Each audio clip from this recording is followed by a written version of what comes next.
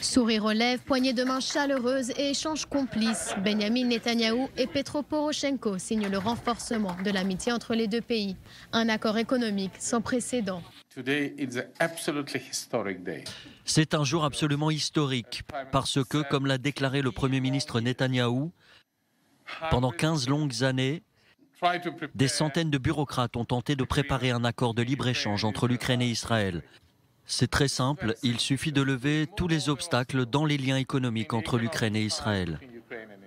Depuis le début du mandat du président ukrainien, c'est la 3e fois qu'il se rend en Israël. Pour Benyamin Netanyahou, le message est clair. C'est la preuve de relations fermes entre l'Ukraine et Israël, des liens aux profondes racines historiques et culturelles.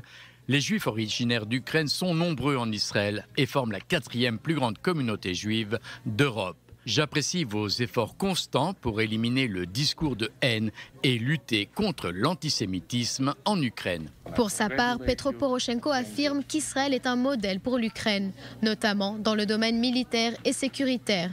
Nous apprenons d'Israël comment défendre notre pays et comment établir une armée forte, a-t-il déclaré, en présence de Benyamin Netanyahou. Une déclaration forte de la part de l'Ukraine qui n'est pas anodine. Le pays doit se défendre face à la velléité de la Russie en Crimée. Ce rapprochement d'Israël avec l'Ukraine est-il un message pour la Russie? Les relations entre Jérusalem et Moscou restent compliquées, surtout en ce qui concerne la situation en Syrie.